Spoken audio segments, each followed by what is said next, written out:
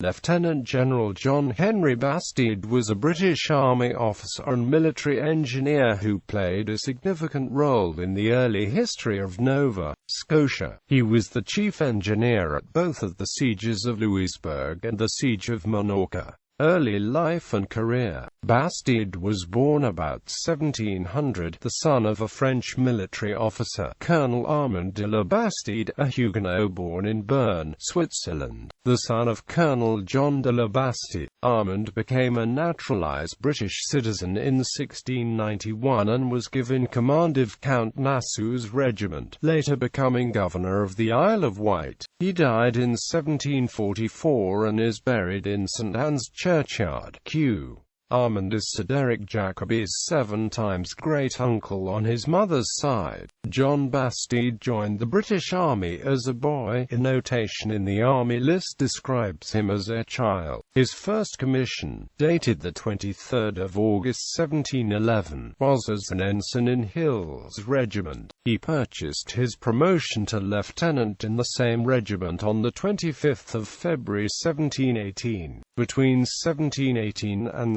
1720 Bastide was in Scotland, where he created several dated maps, plans and sketches. On the 10th of June 1719 Bastide and his regiment were at the Battle of Glenshiel. He drew a detailed plan of the battlefield and the movements of the opposing forces. It is not certain when Bastide became an engineer, but he was certainly one by 1726, as from the date to 1739 he directed the works and fortifications at Jersey and Guernsey. The first record of Bastide found in the records of the Corps of Engineers is his appointment as sub-engineer on the 14th of February 1733. At the time, engineer officers were not part of the British Army as such but, along with the artillery, were part of the Ordnance Corps under the command of the Master General of the Ordnance. It was, however, quite normal for engineers to also hold rank within an army regiment. Regimental commissions were purchased, but appointments within the Corps of Engineers were by seniority and could not be purchased. In 1740 Bastide went to America as chief engineer at Annapolis Royal, then the chief town of Nova Scotia, but with responsibilities for defenses and fortifications throughout Nova Scotia and New England. In 1742 he visited Canso, Nova Scotia to lay plans for refortification. The plans were never implemented, but Bastide left a detailed plan of the harbour and the community. On the 13th of May 1743 Bastide sent a letter addressed to "My Lord Duke," describing himself as the second lieutenant in General Cornwallis's regiment. He stated that he had received advice that he was to be exchanged from his regiment to one in Nova Scotia. He did not wish to be transferred and begged leave to resign his lieutenancy to his son or permission to sell it in order to provide some security for his family. He continued in his engineer duties, being promoted to engineer extraordinary on the 3rd of July 1742, engineer in ordinary on the 8th of March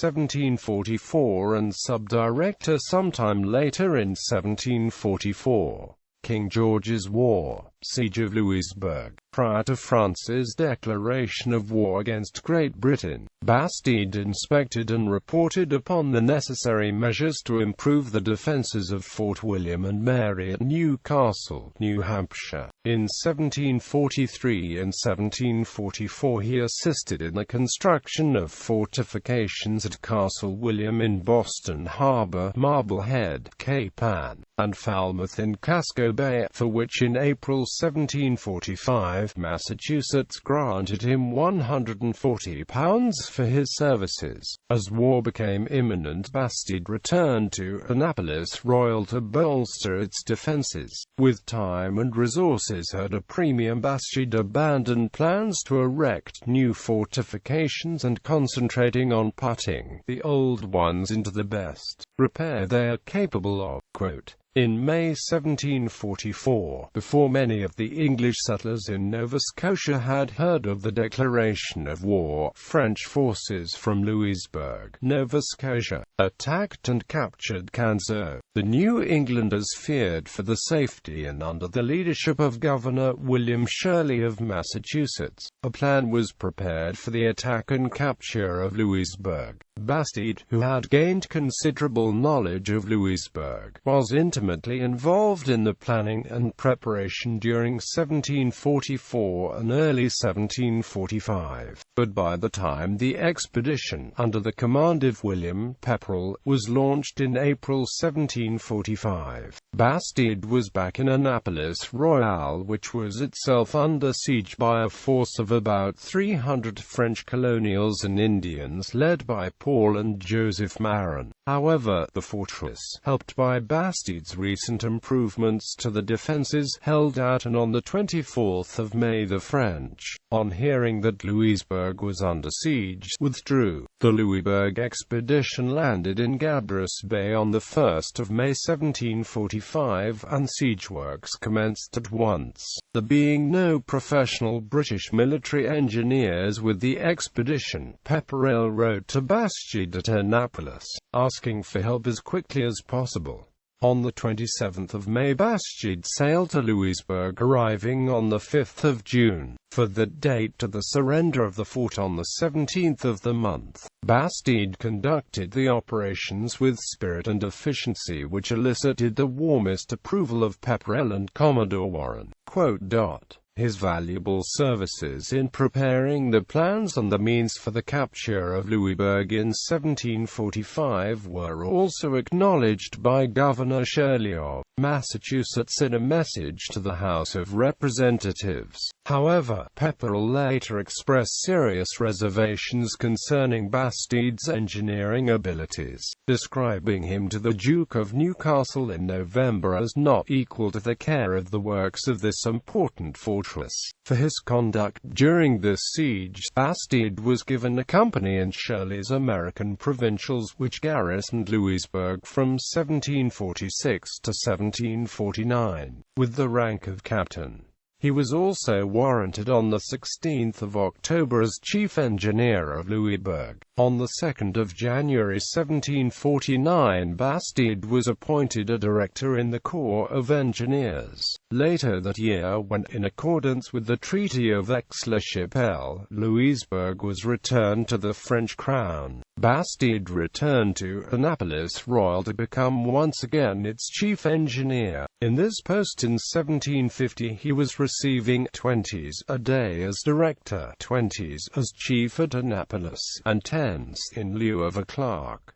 French and Indian War, Minorca. By the 6th of December 1755, Bastide was the Director of Engineers at Minorca. At the start of the 7 Years' War on the 17th of April 1756, a French fleet was sighted off the Minorcan coast, and within a few days Fort St. Philip, the main British garrison, was under siege. The fortress was well designed and strengthened by countless mines and galleries hewn out of the solid rock, which afforded unusual protection to the defenders. However, over the years a small town had been allowed to develop within cannon shot of the fort's defenses. This area, known as St. Philip's Town, lay across both the roads from the fort to the town of Marne. Bastide was subject to later criticism that he neglected to destroy those houses in the town which would afford cover to the besiegers.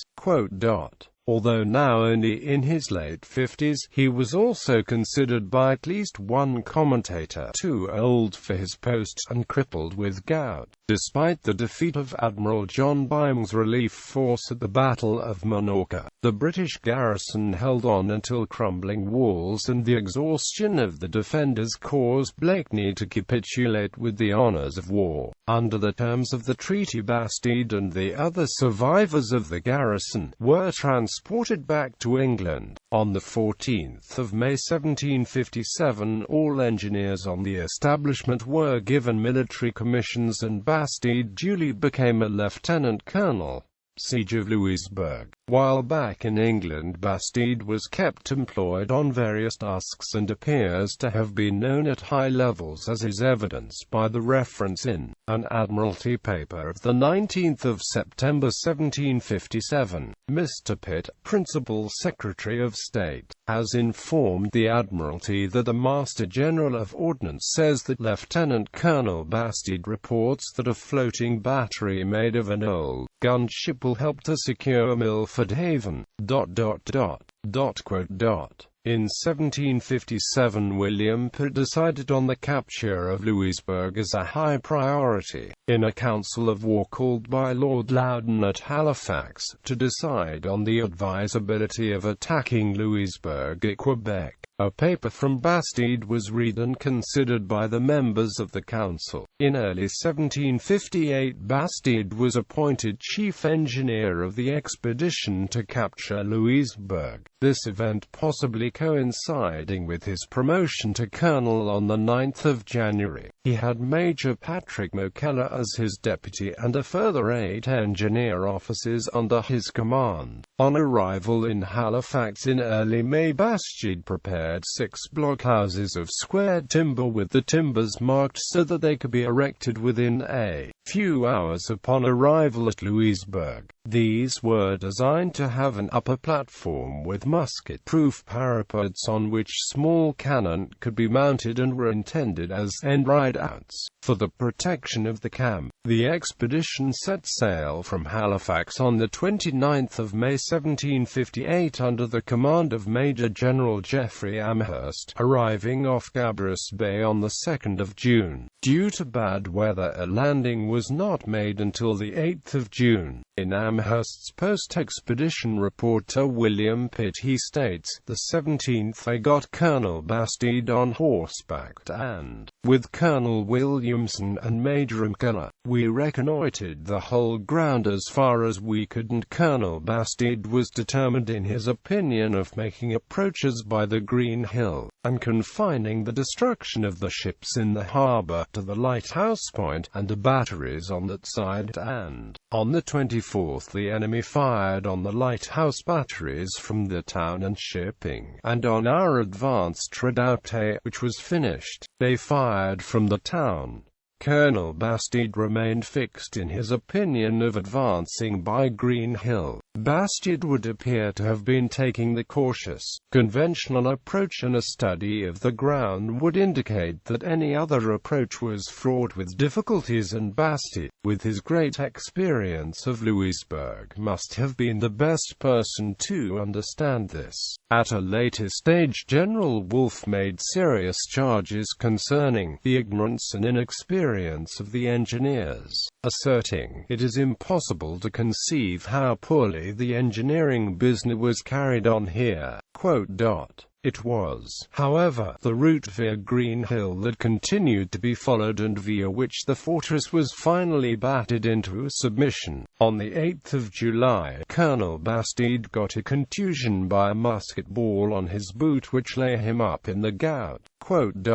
McKellar took over as chief engineer, although by the 24th of July Bastide was well enough to be on a horse and about his duties again. On the 27th of July the French surrendered, after which Bastide returned to England. In February 1759, the British government decided that the fortress of Louisburg was to be razed. Bastide was put in charge of the demolitions, and he arrived back in Louisburg on the 24th of May 1760 with a company of miners specially raised in England for the purpose. Having destroyed the fortress and left only piles of rubble, Bastide reported to Amherst on the 28th of November 1760 that the demolition of its fortifications and harbour defences had been completed.